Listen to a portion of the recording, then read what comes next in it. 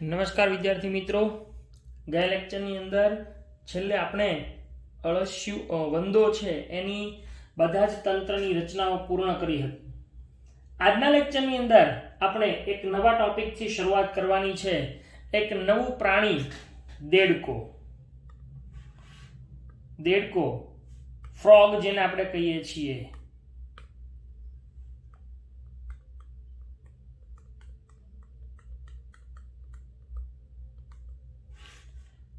દેડકો આપણી આસપાસ જોવા મળતું એક પ્રાણી છે.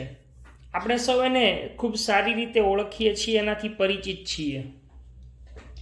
દેડકો એ જમીન અને મીઠા પાણી એમ બંનેમાં વસવાટ કરે છે અને તે મેરુદંડી સમુદાયના ઉભયજીવી વર્ગનું એક પ્રાણી છે. એટલે દેડકો એનો વસવાટ ક્યાં દર્શાવે છે? તો કે દેડકાનો જે વસવાટ છે એ મુખ્યત્વે જમીન ઉપર અને મીઠા પાણી એમાં જોવા મળે છે. તે કયા સમુદાયનું પ્રાણી છે? તો કે એનો સમુદાય એ મેરુદંડી છે. એનામાં મેરુદંડ જોવા મળે છે. અને એ કયા વર્ગનું પ્રાણી છે? તો કે એનો વર્ગ છે એ ઉભયજીવી છે. આ બધા જ પ્રશ્નો આપણને પૂછાઈ શકે. એની જે સામાન્ય જાતિ છે એ રાના ટાઇગ્રીના છે. એટલે એનું વૈજ્ઞાનિક નામ છે, કોનું? દેડકાનું વૈજ્ઞાનિક નામ એ શું છે? રાના ટાઇગ્રીના. બરાબર, રાના ટાઇગ્રીના એ એની જાતિ, સામાન્ય જાતિ જે ભારતની અંદર જોવા મળે છે.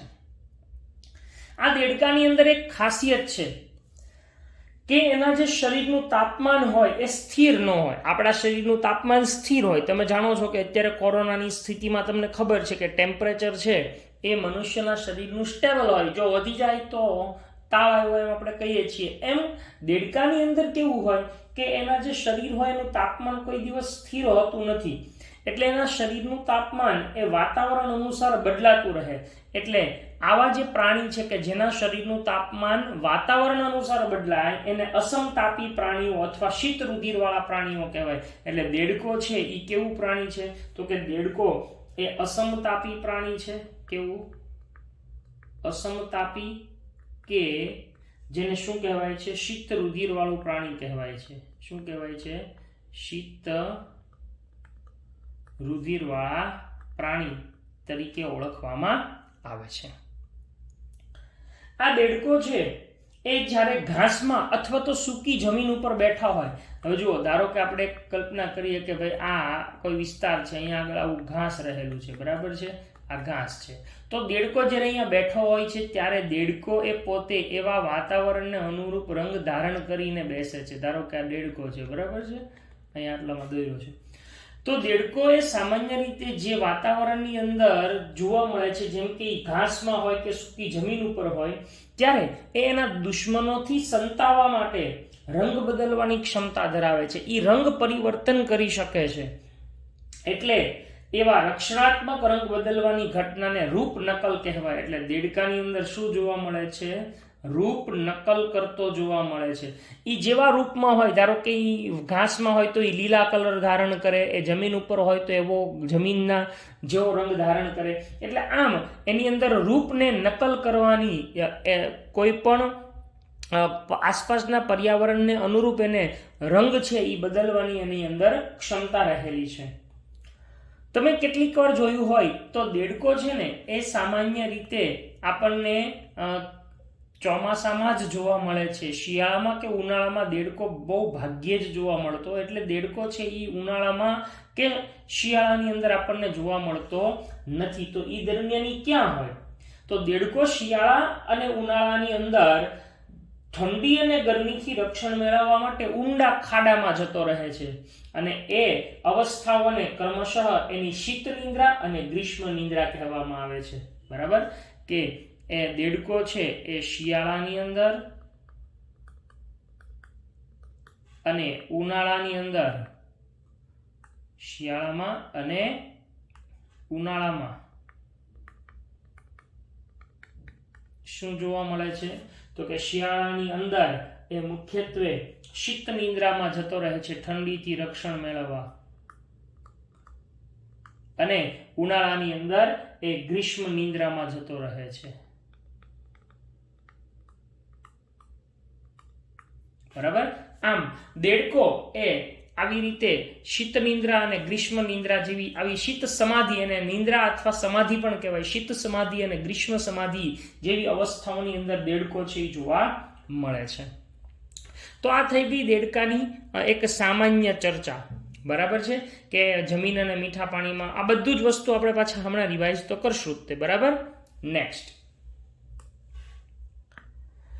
દેડકો છે એની બાહ્યાકાર વિદ્યા હવે આપણે જોવાની છે. દેડકાને બહારથી જોઈએ તો એની અંદર શું જોવા મળે છે? એ દેડકાની બાહ્યાકાર વિદ્યા. દેડકાની બાહ્યાકાર વિદ્યા કે જેને આપણે મોર્ફોલોજી કહીએ છીએ. શું કહીએ છીએ? દેડકાની બાહ્યાકાર વિદ્યા, એને અંગ્રેજીમાં આપણે કહીએ છીએ મોર્ફોલોજી. બરાબર.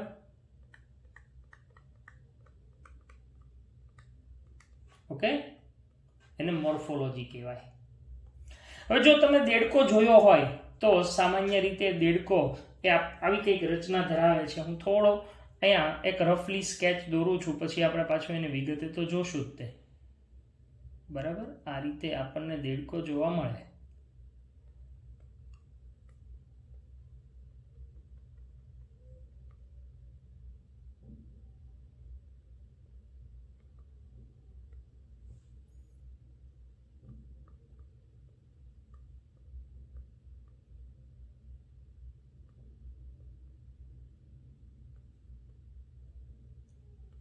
આવું કંઈક જોવા મળે. આમ બહુ કંઈ એટલો બધો પરફેક્ટ નથી દોરેલો, છતાં પણ આપણે એક સમજૂતી ખાતર આવું જોઈ શકીએ છીએ. બરાબર. હવે દેડકો છે એની બાહ્યાકાર વિદ્યા જોવામાં આવે તો એમ કીધું છે કે દેડકાની જે ત્વચા છે એ શ્લેષ્મથી ઢંકાયેલી હોવાને કારણે લીસી અને ચીકણી હોય. તમે ક્યારેક દેડકાને હાથમાં પકડશો ને તો એ ચીકણો લાગશે, છટકી જશે, કારણ કે એની ચામડી છે એ રક્ષણ માટે, જો દેડકાને રક્ષણ માટે કુદરતી ઘણી બધી એવી લાક્ષણિકતાઓ આપેલી છે કે જે એ એના દુશ્મનોથી છટકી શકે, બચી શકે, જેમ કે રંગ પરિવર્તન. એવી જ રીતે એની ચામડી છે એ ચીકણી હોય છે, અને એના કારણે લીસી અને ચીકણી હોવાથી એ કોઈ એના શિકારના હાથમાંથી છટકી શકે છે. એટલે દેડકાની ત્વચા એ લીસી અને ચીકણી હોય છે.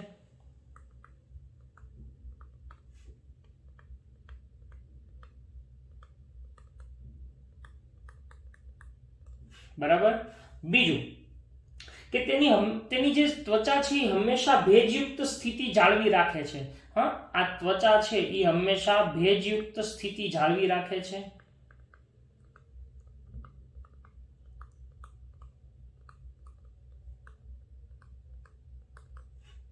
બરાબર. દેડકો છે એની પૃષ્ઠ બાજુ એક ચમકતા લીલા રંગની હોય અને એમાં અનિયમિત ઘેરા ટપકા હોય. જો એની પૃષ્ઠ બાજુ એટલે દેડકાને આપણે ઉપરથી જોઈએ ત્યારે એની પૃષ્ઠ બાજુ કહેવાય, અને દેડકાને આમ સામે કરીને જોઈએ, ધારો કે આપણે આમ કહીએ ને સુવડાવી દીધો હોય તો આપણને સામેથી આવો દેખાય ને, આમ નીચેથી આવો દેખાય. ખ્યાલ આવે છે? આ એની પૃષ્ઠ બાજુ થઈ, આ એની પૃષ્ઠ બાજુ થઈ, આ પૃષ્ઠ બાજુ ના વક્ષ બાજુ. ખબર પડે છે? આ બરાબર. તો દેડકાની જે પૃષ્ઠ બાજુ છે આવડિયા, ઈ કેવા રંગની હોય છે? ચમકતા લીલા રંગની છે, અને એની અંદર ઘેરા અનિયમિત ટપકા હોય, જ્યારે વક્ષ બાજુ એ પીળી હોય. એટલે આ વક્ષ બાજુ છે ને, જો આ વક્ષ બાજુ કેવી છે? પીળી છે, જ્યારે આ જે પૃષ્ઠ બાજુ છે એ કેવી હોય છે? આછા લીલા રંગની હોય છે. એટલે ઉપરથી જોતા લીલો અને નીચેથી વક્ષ બાજુએથી જોતા પીળો હોય છે. આ વક્ષ બાજુ છે અને આ પૃષ્ઠ બાજુ છે. બરાબર. અહીંયા આગળ આની ઉપર ઘેરા ટપકા પણ જોવા મળે છે, જે આવા આપણને ડોટ્સ જોવા મળે. બરાબર. આવા ટપકા જોવા મળે છે. આવું આપણને દેડકાના પૃષ્ઠ બાજુએ જોવા મળે છે. બરાબર. નેક્સ્ટ, દેડકો છે એ ક્યારેય પાણી પીતો નથી. બોલો મજાની વાત છે ને, પાણી મારે છતાંય પાણી ન પીવે. દેડકો ક્યારે પાણી પીતો નથી, પણ ત્વચા દ્વારા જ એનું શોષણ કરતો હોય છે. હા, એટલે ચામડી દ્વારા એનું શોષણ કરી લે, પણ એ ક્યારેય પાણી પીતો નથી. એટલે દેડકો છે એ પાણી પીતો નથી, પરંતુ ત્વચા દ્વારા તેનું શું કરે છે? શોષણ કરે છે. એનું શરીર એ શીર્ષ અને ધડમાં જ વિભાજિત થયેલું હોય છે. એમાં પૂંછડી અને ગરદનનો અભાવ હોય. એને માત્ર 2 જ ભાગ જોવા મળે છે, શીર્ષ અને ધડ. બરાબર? કયા 2 ભાગમાં વિભાજિત છે? શીર્ષ અને ધડમાં વિભાજિત છે, અને પૂંછડી અને ગરદનનો અભાવ હોય છે. શરીર એ શીર્ષ અને ધડ માં વિભાજિત હોય છે. બીજું, પૂંછડી અને ગરદનનો અભાવ હોય છે. પૂંછડી અને ગરદનનો અભાવ.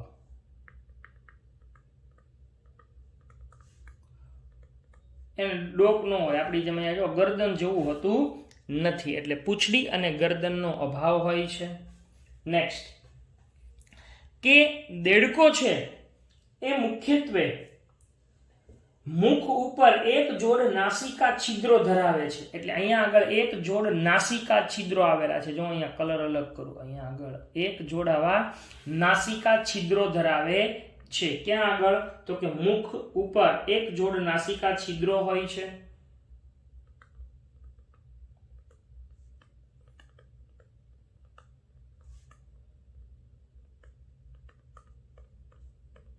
એક જોડ નાસિકા છિદ્રો ધરાવે છે.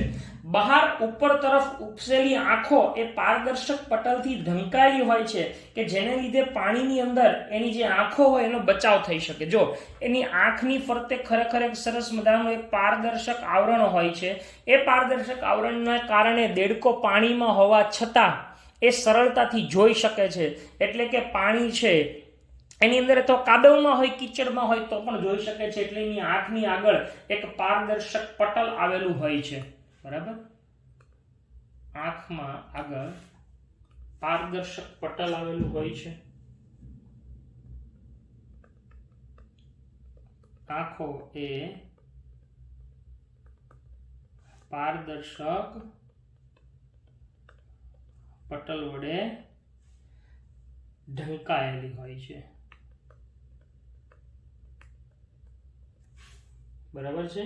જેથી પાણીની અંદર આંખનો બચાવ થઈ શકે. એટલે આંખોને રક્ષણ આપવા માટે જ એ પારદર્શક પટલ આવેલું હોય છે. નેક્સ્ટ, દેડકો છે એની અંદર આંખો હોય એની બંને બાજુએ શું આવેલા હોય છે? કર્ણપટલ આવેલા હોય છે, કે જે ધ્વનિ સંકેતોને ગ્રહણ કરે છે. આંખની બંને બાજુએ, આંખ છે એની 2 બાજુએ અહીંયા આગળ આવા કર્ણપટલ આવેલા હોય છે. અહીંયા આ જે કર્ણપટલ છે એટલે કે કાન આવેલા હોય છે, કે જે ધ્વનિ સંકેતોને ગ્રહણ કરે છે. આ ઉપરાંત એના આ ભાગને આપણે અગ્ર ઉપાંગ કહીએ છીએ. હાથ જેને આપણે અગ્ર ઉપાંગ કહીએ, અને આ છે એને આપણે પશ્ચ ઉપાંગ કહીએ છીએ. તો અગ્ર ઉપાંગ અને પશ્ચ ઉપાંગના કાર્યો શું છે એ પણ આપણે જોઈએ. બરાબર છે? તો જો દેડકો છે એની અંદર મુખ્યત્વે શું જોવા મળે છે? તો કે દેડકો છે એની આંખોની બંને બાજુએ, આંખોની બંને બાજુએ શું જોવા મળે છે? કર્ણપટલ આવેલા હોય છે, કે જે ધ્વનિ સંકેતને ગ્રહણ કરે છે.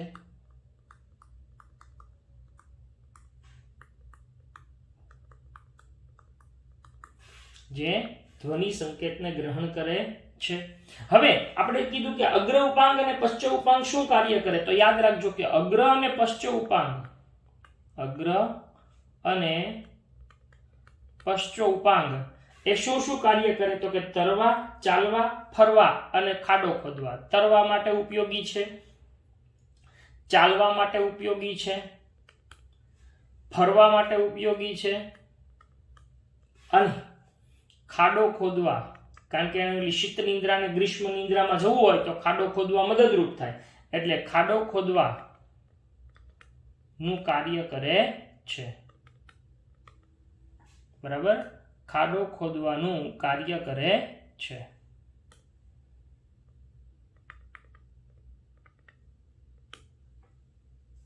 ઓકે, હવે બહુ મજાની વાત છે કે દેડકો છે ને એના અગ્ર ઉપાંગમાં 4 આંગળી હોય. જો મેં તમને આની પહેલા જે આકૃતિ દોરી દેડકાની ત્યારે 4 આંગળી દોરી હતી. દેડકો છે ને એના અગ્ર ઉપાંગમાં 4 આંગળી હોય. જો ધારો કે આપણે આમ દોરીએ તો આ રીતે આમ 4 આંગળી, 1 2 3 ને 4, આ રીતે 4 આંગળીઓ હોય અગ્ર ઉપાંગમાં.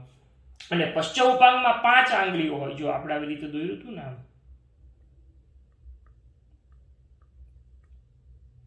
તો આમાં 5 આંગળીઓ, 1 2 3 4 ને 5.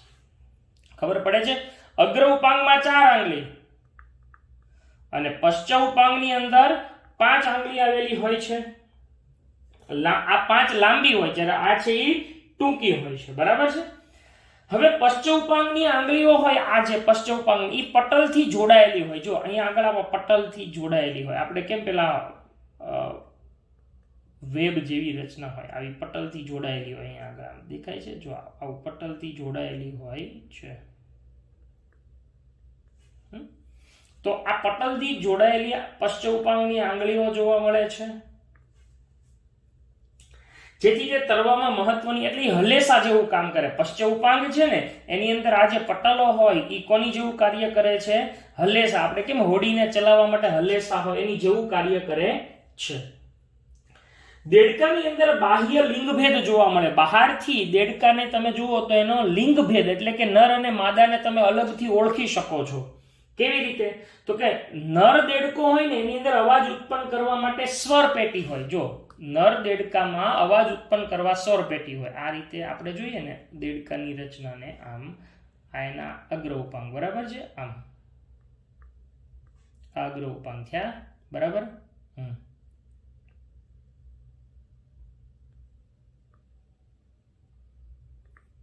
ઓકે, તો એમ કે છે કે દેડકાની અંદર જે નર દેડકો છે એ નર દેડકામાં અવાજ ઉત્પન્ન કરવા માટે સ્વર પેટી આવેલી હોય. ક્યાં? અહીંયા આગળ આવેલી હોય. અહીંયા આગળ નીચે આ વક્ષ બાજુ છે. બરાબર છે? આ વક્ષ બાજુ છે. ત્યાં આગળ સ્વર પેટી આવેલી હોય છે. અને અગ્ર ઉપાંગની જે પહેલી આંગળી હોય આવડી આ શરૂઆતની, ત્યાં આગળ આવી એક મૈથુન ગાદી આવેલી હોય. અહીંયા આગળ આવી મૈથુન ગાદી આવેલી હોય છે માત્ર નરમાં. એટલે નરની અંદર આ બે રચનાઓ હોવાથી એ માદા કરતા અલગ પડે. જો માદાને દોરીએ ને તો માદાની અંદર એવું કંઈ જોવા મળતું નથી. માદા છે એને ફક્ત તમે આ રીતે જ દર્શાવી શકો છો. બરાબર? આ રીતે દર્શાવી શકાય. લ્યો, તો આ માદા છે અને આ નર છે. તો નર અને માદાને કઈ રીતે અલગ પાડી શકાય? તો કે નરની અંદર અહીંયા આગળ શું આવેલી છે? આવડી આ સ્વર કોથળી આવેલી હોય છે, એટલે કે સ્વર પેટી આવેલી હોય છે. અને એ સ્વર પેટી અવાજ ઉત્પન્ન કરે છે. જ્યારે અહીંયા આગળ આ ભાગને શું કહેવાય છે? મૈથુન ગાદી તરીકે ઓળખવામાં આવે છે. કે ખાસ કરીને મૈથુન ગાદીનું કાર્ય કેવું છે? તો કે જ્યારે પ્રજનનની ક્રિયા થતી હોય ત્યારે એ માદા દેડકાને પકડી રાખવા માટે મૈથુન ગાદી છે એ મદદરૂપ થતી હોય છે. તો આવી રીતે નર અને માદા દેડકાની અંદર આવા બાહ્ય લિંગભેદ પણ આપણને જોવા મળે છે. બરાબર? તો આ થઈ ગયું દેડકાની બાહ્યાકાર વિદ્યા. બરાબર છે? તો પેલા આપણે જે કંઈ જોઈ ગયા એ બધી જ વસ્તુની આપણે ચર્ચા કરી લઈએ. ઓકે, ચલો. પહેલું દેડકો. દેડકો એ જમીન અને મીઠા પાણી બંનેમાં વસવાટ કરે છે. હવે જમીન અને પાણી બંનેમાં રહેતું હોવાથી ઉભયજીવી વર્ગનું પ્રાણી છે, મેરુદંડી સમુદાયનું. ભારતમાં જોવા મળતા દેડકાની સામાન્ય જાતિ કઈ છે? રાના ટાઇગ્રીના. એટલે રાના ટાઇગ્રીના એનું વૈજ્ઞાનિક નામ છે. આપણે કીધું એ પ્રમાણે કે દેડકાના શરીરનું તાપમાન કોઈ દિવસ સ્થિર હોતું નથી. એટલે કે તેનું તાપમાન વાતાવરણના તાપમાન અનુસાર બદલાતું રહેતું હોવાથી દેડકાને શું કહેવાય છે? અસમતાપી પ્રાણી અથવા તો એને શીત રુધિરવાળા પ્રાણી તરીકે ઓળખવામાં આવે છે. એટલે કાં તો એ અસમતાપી અથવા તો શીત રુધિરવાળા પ્રાણીઓ કહેવામાં આવે છે.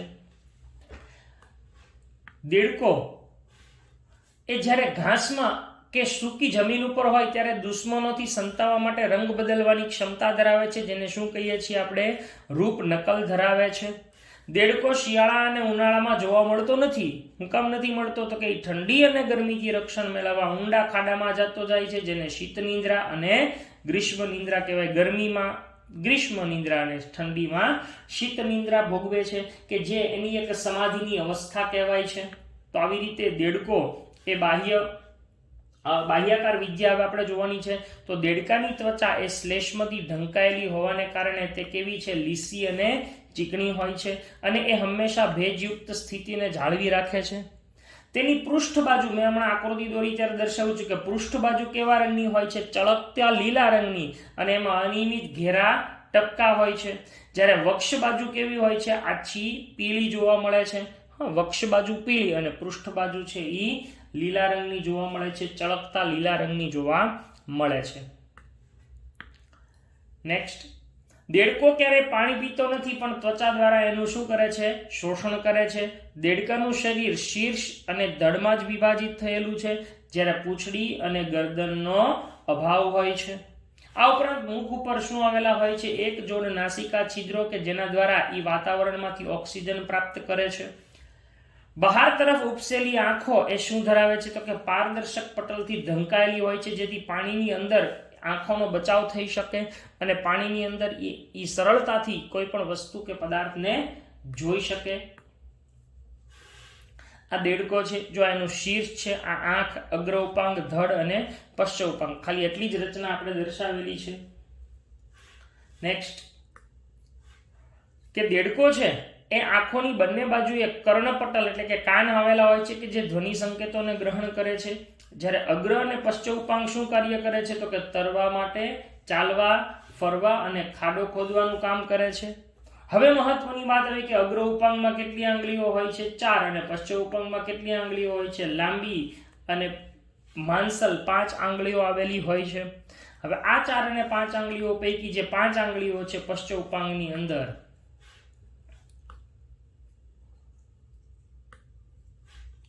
એ 5 આંગળીઓ પટલથી જોડાયેલી હોય છે, જે તરવામાં મહત્વની ભૂમિકા ભજવે છે, જે આપણે દોરીથી આકૃતિ. દેડકાની અંદર બાહ્ય લિંગભેદ પણ જોવા મળે છે. બહારથી તમે નર અને માદાને સ્પષ્ટ ઓળખી શકો છો. નર દેડકો હોય એની અંદર અવાજ ઉત્પન્ન કરવા માટે શું આવેલી હોય છે? સ્વર પેટી, અને અગ્ર ઉપાંગની પહેલી આંગળી પાસે મૈથુન ગાદી હોય, કે જેનો માદા દેડકામાં અભાવ હોય છે. હવે કેટલાક બાહ્ય લિંગ ભેદને આધારે મારે તમને નર અને માદાના તફાવત દર્શાવવા છે. જુઓ, નર છે આ ખાસ કરીને પ્રજનન અવસ્થાએ આ નર અને માદાના બાહ્ય લક્ષણો આવા હોય છે કે નરની અંદર 2 સ્વરકોથળી હાજર હોય છે, જ્યારે માદામાં સ્વરકોથળી ગેરહાજર હોય છે. બીજું, આગલા ઉપાંગની એટલે કે અગ્ર ઉપાંગની પહેલી આંગળીના છેડે શું આવેલી હોય છે? મૈથુન ગાદી, જેને નેપ્ટિયલ પેડ કહેવાય છે, જ્યારે આની અંદર મૈથુન ગાદી પણ ગેરહાજર. એટલે આમ આની અંદર આ 2 વસ્તુ હાજર છે, જ્યારે અહીંયા આગળ આ 2 ગેરહાજર છે. યાદ રાખજો ખાસ કે આપણે કીધું કે રંગ બદલે તો એ પ્રજનન કાળ દરમિયાન એની ચામડી છે એનો રંગ ઘેરો પીળો હોય. જો ખરેખર એ લીલા રંગનો હોય, પણ નર હોય એ પીળાશ પડતો જોવા મળે. ક્યારે? જ્યારે એની પ્રજનન અવસ્થા હોય ત્યારે માદા કોઈ રંગ બદલતો નથી. હા, બંને નર અને માદા બંને પોતાના દુશ્મનોથી બચવા માટે જે રંગ પરિવર્તન કરે છે એની વાત નથી, આ પ્રજનન અવસ્થા એ વાત છે આ રંગ બદલવાની. બરાબર? નર હોય ને એનો ઉદર પ્રદેશ છે એ સાંકડો અને ચપટો હોય, જ્યારે આનો ઉદર પ્રદેશ છે એ પહોળો અને ફૂલેલો હોય. એટલે આમ થોડોક હેવી હેલ્ધી તમે જો ને દેડકો તો એ માદા હોય, અને બાકી છે એ નર હોય, બચારા ખાંકડા અને પાતળા હોય, ચપટા. બરાબર? આ થઈ ગયા બાહ્ય લક્ષણોને આધારે વાત. ત્યાર પછી જુઓ, અહીંયા આગળ મેં તમને આકૃતિ દર્શાવી છે એવી રીતે કે આ દેડકાની વક્ષ બાજુ છે. તો અહીંયા આગળ શું આવેલી છે? સ્વર કોથળી આવેલી છે. બરાબર? આવડી આ સ્વર કોથળી છે અહીંયા આગળ, અને અહીંયા આગળ શું આવેલી છે? મૈથુન ગાદી, જે માદાની અંદર અહીંયા આવેલી હોતી નથી. તો આમ નર અને માદા એ આવા બાહ્ય લક્ષણોને આધારે અલગ જોવા મળે છે. તો આ થઈ ગયું દેડકાના બાહ્ય લક્ષણોની વાત. હવે આપણે દેડકા છે એની અલગ અલગ બાબતોને જોવાની છે. એમાં સૌથી પહેલા આપણે અંતસ્થ વિદ્યા જોવાની છે. દેડકાની એનાટોમી, અંતસ્થ વિદ્યા. બરાબર?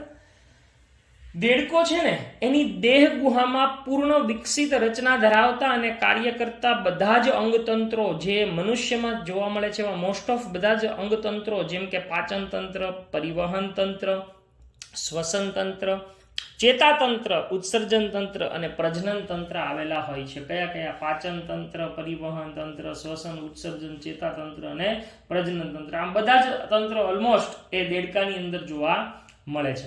આપણે આ બધા જ તંત્રોની વિગતે ચર્ચા કરવી છે. તો દેડકાની અંદર સૌથી પહેલા આપણે શરૂઆત કરવાની છે એ છે દેડકાના પાચન તંત્રની રચના. તો હવે આપણે જોઈએ છીએ દેડકાનું પાચન તંત્ર. બરાબર, દેડકાનું પાચન તંત્ર.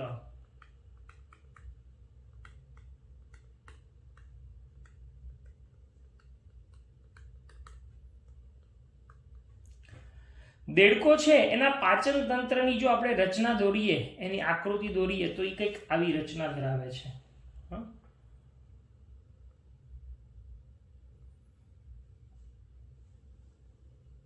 આ એનું જઠર છે.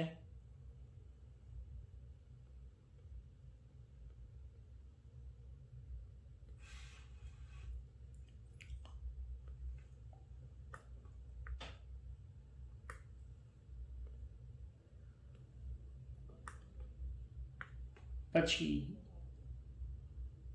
આ પક્વાશય કહેવાય છે.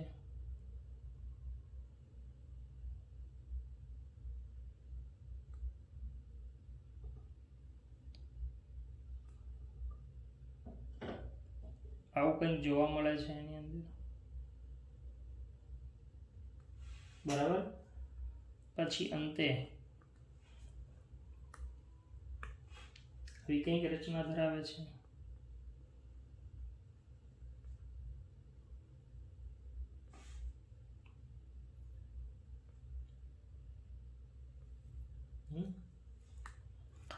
અહીંયા આગળ આવું દ્વિશાખી મૂત્રાશય જોવા મળે છે.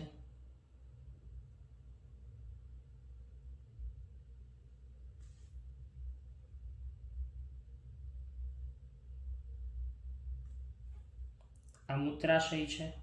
બરાબર, અહીંયાથી આવી મૂત્ર વાહિની આવતી હોય બે ઉપરથી કિડનીમાંથી. બરાબર છે, આ મૂત્ર વાહિનીઓ છે. હવે દેડકાની અંદર અહીંયા આગળ આવી કંઈક રચના આવેલી હોય છે, યકૃત.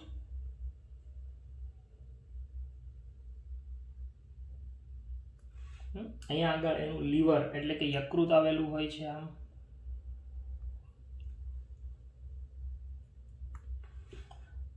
અહીંયા આગળ ખાસ પ્રકારની રચના હોય છે જેને આપણે સ્વાદુપિંડ કહીએ છીએ. એ આવી કંઈક રચના ધરાવે છે.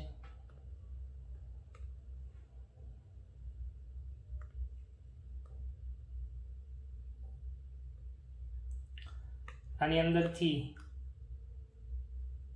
અહીંયા આગળ એક આવી રચના હોય છે કે જે આ રીતે આમ શાખાઓ યુક્ત હોય અને અહીંથી એક નળી આવતી હોય આમ. બરાબર, આવી કંઈક રચના એની અંદર જોવા મળે છે. આ યકૃત છે. ઓકે, આવું કંઈક હોય.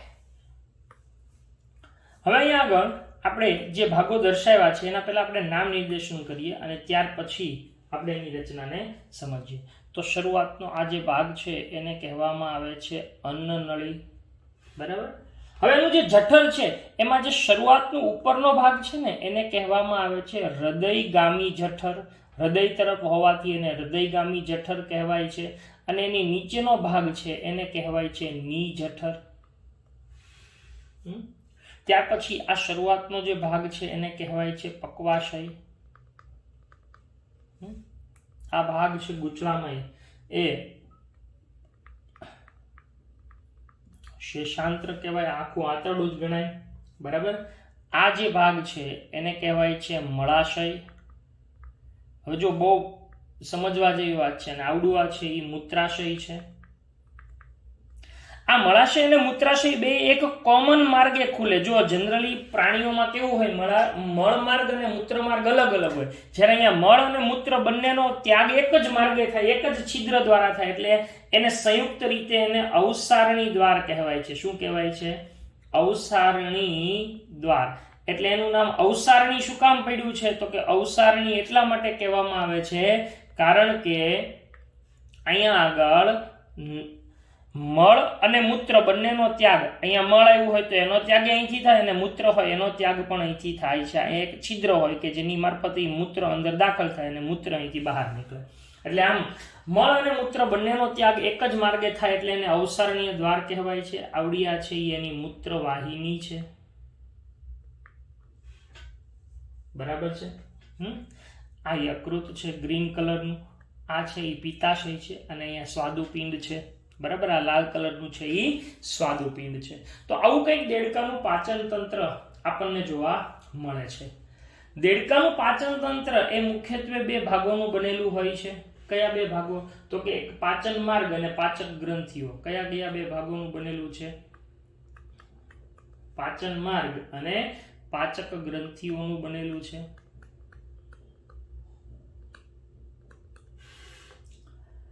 એનો અન્નમાર્ગ ટૂંકો હોય છે કારણ કે દેડકો માંસાહારી પ્રાણી છે. આપણે એવું ભણી ગયા છો તમે અગાઉ 10મા ધોરણની અંદર કે જે પ્રાણીઓ માંસાહારી હોય એનું આંતરડું ટૂંકું હોય છે એટલે એની આંતરડાની લંબાઈ પણ ટૂંકી હોય છે. એનું મુખ છે એ મુખ ગુહામાં ખુલતું હોય છે. મુખ એ મુખ ગુહામાં ખુલે છે. કંઠનળીને અનુસરીને અન્નનળી આવેલી હોય છે. આ અન્નનળી એક ટૂંકી હોય છે કે જે સીધી જઠરમાં ખુલે છે એટલે અન્નનળી જઠરમાં ખુલે છે. જઠર એ આગળ વધીને આંતરડા, મળાશય અને અંતે અવસારણી દ્વારા બહાર ખુલતું હોય છે. એટલે અન્નનળીમાંથી સીધું જઠર અને જઠરમાંથી આંતરડું થઈને મળાશય અને અંતે અવસારણી દ્વાર આવેલો હોય છે. યકૃત એ પિત્તરસનો સ્ત્રાવ કરે છે જેનો પિત્તાશયમાં સંગ્રહ થાય. જો આ ગ્રીન કલરનું છે એ શું છે? યકૃત. અને આવડું અહીંયા બ્લેક ડાર્ક કર્યું છે એ શું છે? પિત્તાશય. યાદ રાખજો. બરાબર. અને અહીંયા જે લાલ કલરનું છે એ છે સ્વાદુપિંડ. તો યકૃત પિત્તરસનો સ્ત્રાવ કરે પણ એનો સંગ્રહ પિત્તાશયમાં થાય છે. બરાબર. સ્વાદુપિંડ પણ એક સહાયક પાચક ગ્રંથિ છે કે જે સ્વાદુરસનો સ્ત્રાવ કરે છે અને ઈ સ્વાદુરસ એ ઉત્સેચકો ધરાવતું હોય છે. યાદ રાખજો, યકૃત છે એ સાચી પાચક ગ્રંથિ નથી કારણ કે એમાંથી કોઈ પ્રકારના ઉત્સેચકો ધરાવતા હોય એવા ઘટકનો સ્ત્રાવ નથી થતો. પિત્તરસ છે એમાં કોઈ ઉત્સેચક નથી. આ ઉપરાંત દેડકો છે એ દ્વિશાખી જીભ દ્વારા ખોરાકને પકડે. જો તમને કહું દેડકાની આપણે જીભ જોઈએ, ધારો કે એનું મુખ છે એ આ રીતે જોવા મળતું હોય, આમ ખુલતું હોય, આ સમજવા પૂરતું. બરાબર. તો એની જે જીભ હોય એ આગળથી જોડાયેલી ને આવી દ્વિશાખી જીભ હોય, આવી આમ આગળથી આમ હોય, આમ. હવે દેડકો જીભ જો અંદર નાખે ને તો અહીંથી જો તમને સમજાવું ખાલી આમ સમજવા પૂરતું કે જીભ છે એની અહીંયા અંદર આમ પડી રહે. જો આમ પડી રહે, આમ હોય. પછી આગળથી જીભ બહાર કાઢે, ખબર પડે છે? એટલે આ જીભ આગળના ભાગે જોડાયેલી હોય. આપણે કેમ પાછળ ભાગે અંદર હોય એમ નહીં, આ આગળના ભાગેથી જોડાયેલી હોય અને દ્વિશાખી જીભ હોય. એટલે માની લો કે કોઈ મચ્છર કે કોઈ કીટક છે અહીંયા બેસે તો સરળતાથી શું કરે? એને ગળી શકે છે. એટલે એની દ્વિશાખી જીભ દ્વારા ખોરાકને પકડે છે. જઠર હોય એની દિવાલો દ્વારા સ્ત્રાવિત થતો હાઇડ્રોક્લોરિક એસિડ અને જઠર રસ દ્વારા ખોરાકનું પાચન થાય છે. એટલે જઠરમાંથી કોનો સ્ત્રાવ થાય છે? જઠર રસ કે જે હાઇડ્રોક્લોરિક એસિડ ધરાવે છે. આવા અર્ધપાચિત ખોરાકને આમ પાક કહેવાય. એટલે જઠરની અંદર શું તૈયાર થાય છે? આમ પાક તૈયાર થાય છે. જો સમજીએ.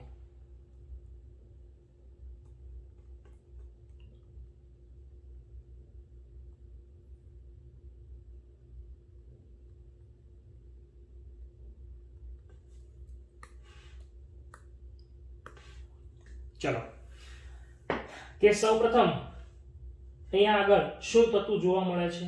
તો કે સૌપ્રથમ દેડકાનું પાચન તંત્ર એ પાચન માર્ગ અને પાચક ગ્રંથિનું બનેલું હોય છે. એનો અન્ન માર્ગ હોય એ કેવો હોય છે? તો કે અન્ન માર્ગ હોય એનો ટૂંકો હોય છે કારણ કે દેડકો છે એ માંસાહારી પ્રાણી છે. બરાબર. બીજું કે મુખ છે એ ક્યાં ખુલે છે? મુખ એ મુખ ગુહામાં ખુલે છે. બરાબર. મુખ એ મુખ ગુહામાં ખુલે છે. અચ્છા, પછી તો કે કંઠનળીને અનુસરીને અન્નનળી આવેલી હોય છે. કંઠનળીને અનુસરીને અન્નનળી હોય છે, એટલે આ માર્ગ થયો. કંઠનળીને અનુસરીને અન્નનળી. અન્નનળી પછી શું આવેલું હોય? જઠર. જઠર હોય એની પછી શું આવેલું હોય? આંતરડું. આંતરડા પછી શું આવેલું હોય છે? મળાશય. અને મળાશયને અંતે શું આવેલું હોય છે? અવસારણી દ્વાર આવેલો હોય છે. તો આવી રીતે દેડકાનું પાચન તંત્ર એ મુખથી શરૂ કરી મુખ ગુહા, કંઠનળી, અન્નનળી, જઠર, આંતરડું, મળાશય અને અવસારણી દ્વાર એવા ભાગોમાં સંકળાયેલું હોય છે. હવે આપણે અહીંયા આગળ જોઈએ તો કે દેડકાની અંદર મુખ્યત્વે જે પાચનની ક્રિયા છે એ કેવી રીતે થાય. આ આકૃતિઓ અહીંયા રાખીશ જેથી આપણે સરળતાથી સમજી શકીએ. તો હવે પાચનની ક્રિયા કેમ થાય એને આપણે સમજીએ. દેડકામાં થતી પાચનની ક્રિયા.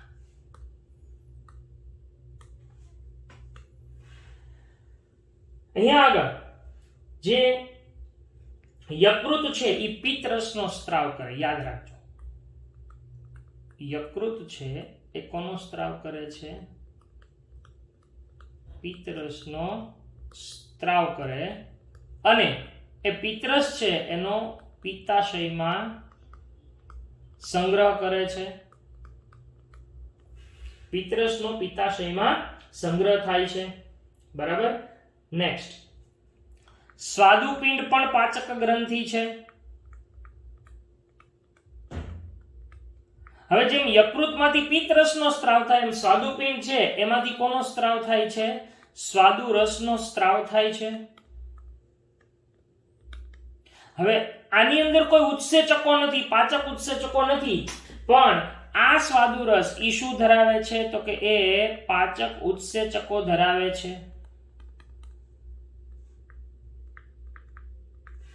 એ પાચક ઉત્સેચકો ધરાવે છે એટલે એ પાચક ઉત્સેચકો પાચનની ક્રિયામાં મદદરૂપ થાય છે. બરાબર છે. તો યકૃત અને સ્વાદુપિંડ જેવી જે ગ્રંથિઓ છે, સહાયક ગ્રંથિઓ, એની ચર્ચા આપણે કરી ગયા. ઓકે. નેક્સ્ટ, એમાં જ સાથે કે અહીંયા આગળ જે ખોરાક છે એને ઈ કોના દ્વારા ગ્રહણ કરે છે? તો કે આપણે જોઈ ગયા એ પ્રમાણે કે ખોરાકને એ દ્વિશાખી જીભ દ્વારા ગ્રહણ કરે છે. એ ખોરાકને દ્વિશાખી જીભ દ્વારા ગ્રહણ કરે છે. જઠરની જે દિવાલો છે, ધારો કે આપણે દોરીએ તો આમ જઠર છે આ, તો એની આ જે દિવાલો હોય આ એ દિવાલોમાંથી જ્યારે ખોરાક ઉપરથી આવે આમ અહીંયા અંદર, ત્યારે એની અંદરથી ખાસ પ્રકારનો સ્ત્રાવ થાય છે જેને જઠર રસ કહેવાય છે. એ જઠર રસ હાઇડ્રોક્લોરિક એસિડ અને જઠર રસ ધરાવે છે કે જે ખોરાકનું પાચન કરે છે. પણ અહીંયા સંપૂર્ણ પાચન નથી થતું, એટલે અહીંયા જે પાચન થઈને ખોરાક બને એને શું કહેવાય છે?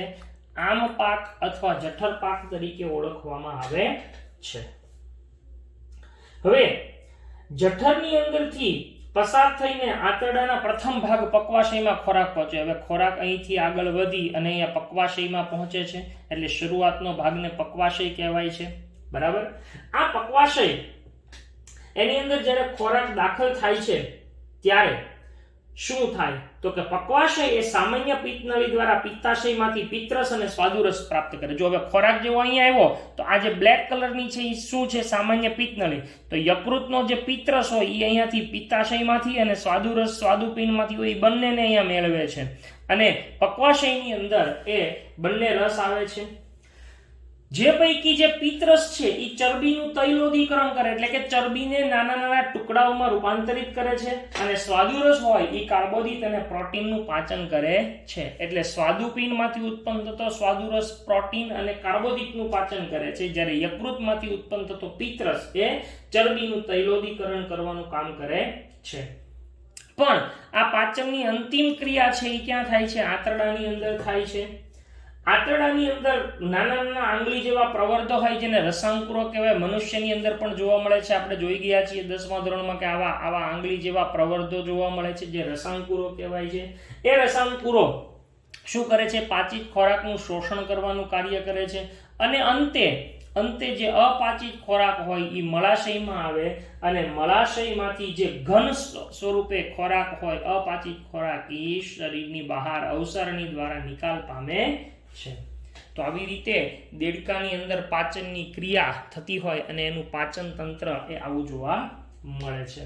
તો આપણે જે કંઈ ચર્ચા કરી ગયા એને હવે રિવાઇઝ કરતા જઈએ. બરાબર છે.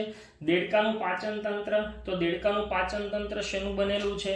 પાચન તંત્ર એ પાચન માર્ગ અને પાચક ગ્રંથિઓનું બનેલું છે. હવે પાચક ગ્રંથિઓ કઈ? બે, યકૃત અને સ્વાદુપિંડ. એનો અન્નમાર્ગ ટૂંકો છે કારણ કે દેડકો કેવું પ્રાણી છે? માંસાહારી હોય અને એની આંતરડાની લંબાઈ પણ કેવી છે? ઓછી હોય છે. મુખ એ મુખ ગુહામાં ખુલે છે. આપણે આખો ક્રમ જોઈ ગયા. મુખ ગુહા છે એ કંઠનળીમાં ખુલે. કંઠનળી અન્નનળીમાં, જો અહીંયા આખો આપણે પાચન માર્ગ દોર્યો છે, અહીંથી ખોરાક આવે, બરાબર, આ અન્નનળીમાંથી અહીંયા જઠરની અંદર આવે. જઠરની અંદરથી એની દિવાલોમાંથી જઠર રસનો સ્ત્રાવ થાય. હવે અહીંયા આગળ યકૃત અને સ્વાદુપિંડ આવેલા છે. એ ખોરાક અહીંયાથી આમ આગળ વધી અને અપાચિત ખોરાક હોય એ અહીંયા મળાશયમાં આવે અને અંતે મળદ્વાર મારફતે શરીરની બહાર અવસારણીમાંથી નિકાલ પામે. મળદ્વાર એટલે અવસારણીય દ્વારમાંથી. બરાબર. તો આવી કંઈક રચના જોવા મળે છે. કંઠનળીને અનુસરીને અન્નનળી આવેલી હોય છે. આ અન્નનળી એક ટૂંકી નળી છે કે જે જઠરમાં ખુલે છે. જઠર આગળ વધીને આંતરડા, મળાશય અને અંતે શું આવેલું હોય છે? અવસારણીય દ્વારા બહાર ખુલે છે. યકૃત કોનો સ્ત્રાવ કરે છે? તો કે પિત્તરસનો સ્ત્રાવ કરે છે. પણ એનો સંગ્રહ ક્યાં થાય છે? પિત્તાશયની અંદર થાય છે. આ આપણને પ્રશ્ન સ્વરૂપે પૂછાય છે. બરાબર.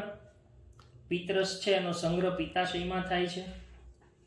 સ્વાદુપિંડ એ પાચક ગ્રંથિ છે. યકૃતિ પાચક સાચી પાચક ગ્રંથિ નથી કારણ કે એના સ્ત્રાવો ઉત્સેચકો ધરાવતા નથી કે જે સ્વાદુરસનો સ્ત્રાવ કરે છે અને એ પાચક ઉત્સેચકો ધરાવે છે.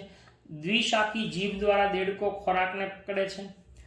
જઠરની દિવાલ દ્વારા સ્ત્રવિત કયો એસિડ? હાઇડ્રોક્લોરિક એસિડ અને જઠર રસ દ્વારા ખોરાકનું પાચન થાય છે. અને અહીંયા જે અર્ધપાચિત ખોરાક હોય એને શું કહેવાય? આમ પાક અથવા જઠર પાક કહેવામાં આવે છે. નેક્સ્ટ, આ જઠરમાંથી પસાર થઈને આંતરડાના પ્રથમ ભાગ પક્વાશયમાં પહોંચે ત્યારે ઓલા યકૃત અને સ્વાદુપિંડમાંથી જે પિત્ત નળી છે એના દ્વારા પિત્તાશયમાંથી પિત્તરસ અને સ્વાદુપિંડનો સ્વાદુરસ ભેગો થાય છે. પિત્ત છે એ ચરબીનું તૈલોદીકરણ કરે. તૈલોદીકરણ એટલે ચરબી છે એના મોટા અણુઓ હોય એનું નાના અણુઓમાં રૂપાંતર કરવાની ક્રિયા એને તૈલોદીકરણ કહેવાય. અને સ્વાદુરસ એ કાર્બોદિત અને પ્રોટીનનું પાચન કરે છે. પાચનની અંતિમ ક્રિયા તો આંતરડામાં જ થાય છે.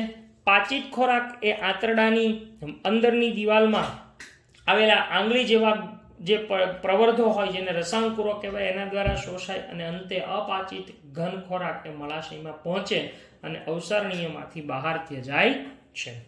તો આ રીતે દેડકાના પાચન તંત્રની જે ક્રિયા છે, પાચન અને પાચન તંત્રની રચના એ પૂરી થાય છે. અહીંયા આપણે લેક્ચરને પૂર્ણ કરીએ છીએ. આજે જે કંઈ તમને ચલાવ્યું છે એ બધું જ મટીરિયલમાંથી એક વખત લખી, આકૃતિ સહિત લખી અને મોકલવાનું રહેશે.